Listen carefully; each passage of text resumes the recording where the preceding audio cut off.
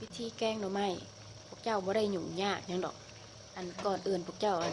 ซื้อหน่อไม้มาแล้วพวกเจ้าก็จักล้างแล้วก็ต้มให้จืดหลังจากจืดแล้วพวกเจ้ากันถอกน้ำออกแล้วการยียานางใส่สำคัญเลยยานางนี่ต้องหายานางเขียวๆหน่อยได้มันจึงเป็นแซ่บแกงหน่อไม้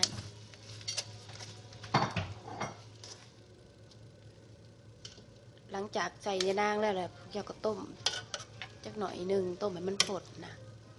อันมักเผ็ดล้อพวกเจ้าจะใส่เลยตอนนี้ก็ได้เดิมเผ็ดล้อหรือว่าจะใส่ตอนต้มหน่อไม้ก็ได้แล้วก็ตั้มข้าวเบื่อถ้าว่าข้าวเบื่อนี่ใครกินบ่ได้นี่ใส่แป้ง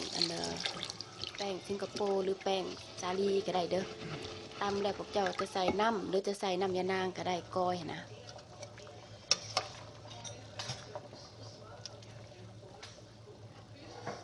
หลังจากนั้นแล้วก็ถอกน้ำยานางนี่ใส่หม้อแกงหน่อไม้นะ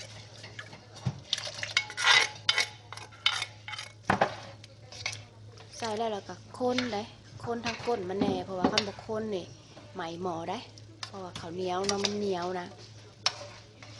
ข้าวเบื่อนะเอาข้าวเหนียวมามันเหนียวมันจะไหมหม้อได้คันเราบ่คนแล้วเราก็มาใส่ปลาแดกนี่ก็สำคัญได้แกงหน่อไม้นี่นะถ้าว่าปลาแดกคมปลาแดกบ่แซ่บนี่ก็เบิดมันแซ่บ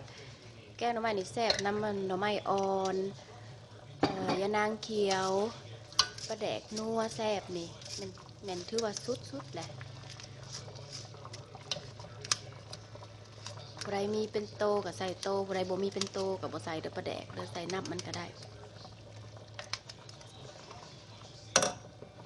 ที่จริง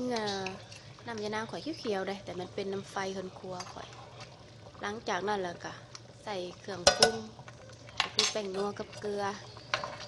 แกงหน่อไม้นี่ขาดเกลือบ่ได้ต้องใส่เกลือน้อยหนึ่งเพราะว่าให้มันมีรสชาติเข้มข้นหลังจากใส่ข้าวเบื่อใส่ยังผดแล้วเขาก็ใส่เห็ดหูหนูเจ้าจะใส่หมักบวบหรือหมักอื้อจะใส่อีสังก็ได้ตามพวกเจ้าหมักนี่ใส่ตอนนี้ได้เลยแต่อย่าลืมได้มันข้นได้มันหมายหมอได้เพราะว่าสูตรข่อยไห้นี่มันเป็นสูตรแบบเหนียวถาพวกเจ้าก็เพิ่มก็ได้ถาพวกเจ้าบ่อยากเหนียวนะบ่หมักเหนียวนะหลังจากเฮ็ดยังสุกแล้วนะสุดท้ายไก่สิโป้งนี่พวกเจ้าก็ใส่ผักคะไผมีผักกระแยงก็ใส่ผักกระแยงเลยเด้อข่อยบ่มีผักกระแยงพอข่อยไปหาบ่มีพวกเจ้ากันใส่ผักคะหรือใส่ยอดบักบวบตามที่พวกเจ้ามักแหละ